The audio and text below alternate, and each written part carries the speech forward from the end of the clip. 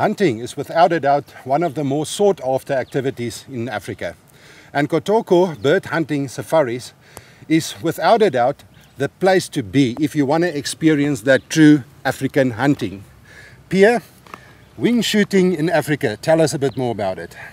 Okay, in wing shooting around in area goes about rock pigeon shooting. It is one of the most challenging hunts in the world. Why is it challenging?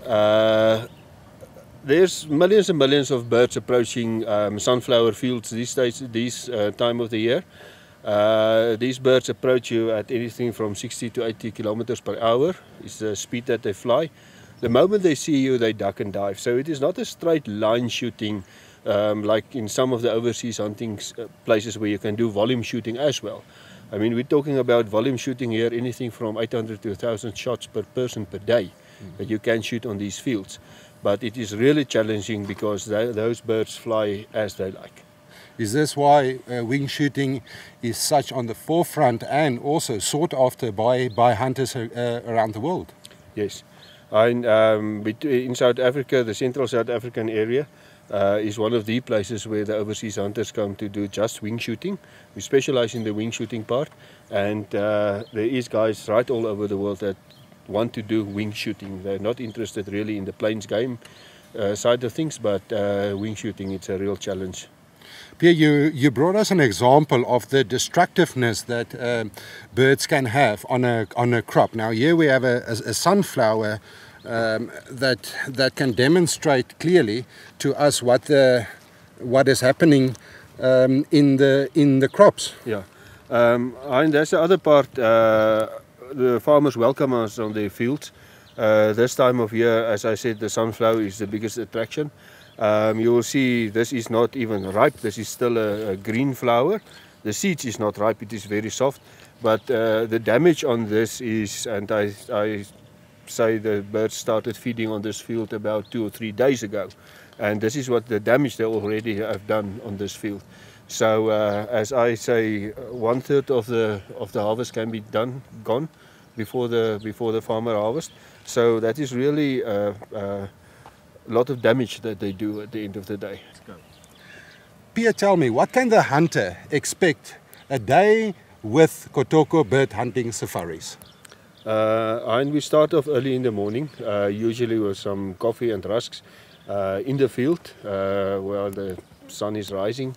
It is a nice time of day to be out there, and as soon as we know where the flight line is, we will start with our rock pigeon shooting. Tell me, Pierre, before that the people are issued with guns and all the paperwork is done. Yes. Instructions are given to them where to shoot, how to shoot, what they can do and what not to do? Yes, over a cup of coffee in the morning we issue the rifles for the guys that don't have their own rifles.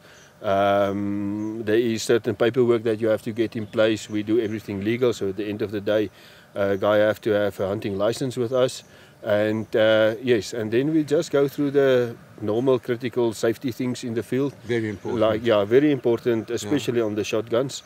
Your gun must be always open, and you never have a closed gun or a loaded gun in a vehicle. And yeah, and then we tell the guys in which direction they are allowed to shoot. You don't shoot left and right of you, just in front onto your back. And then we also tell the guys the main thing is just shoot birds in the air. I mean, if there's blue light under the bird, you can shoot it. Otherwise, don't shoot. So that means there's an upward trajectory when you aim for your bird. Yes. So that's the blue light you talk about. Yes, underneath you always the bird. shoot in the air. So that is not only safety reasons, it is a tradition that you only shoot birds on the wing. All right. Tell me, Pierre, so now when you establish the flight lines, you obviously set out the people on various lines in the flight line. Yes, of we the determine birds. Yes. we determine the flight line, and then we put the guys out in one line so that everybody know where everybody is standing. You have netting in front of you, so you are... Is this no camo netting? That is a camo netting to cover you. So it's important to hide, and the Yes, birds can the see bird you can easily, see and you, all I of those promise kind you. of things. And well, we issue the guys with ammunition. Enough ammunition. Enough ammunition, chair, some drinks, and then we leave them and you shoot. And every now and then we will pass there and see if everything is all right. Do you have enough water with you? Do you need something to drink? And during the shoot, there will be people moving around and dogs moving around and picking up the wounded birds as well as the birds that has been shot. And after the shoot, we would usually go up and clean. That is very important. You leave the fields very clean. So we collect all the empty cartridges and clean everything, the birds, everything we clean up. And after the morning shoot, we would go for a nice breakfast. Truly African field breakfast. Yes. Not the normal bacon and eggs, but something extra and something special. Something special and different. And then from there on, we will move on and see what the day held up. Sometimes we have some guinea fowl nearby that we can do. Otherwise, we will do the afternoon flight, depending on how is the flight for that time of the year. Sometimes you have a good morning flight, sometimes you have a good afternoon flight.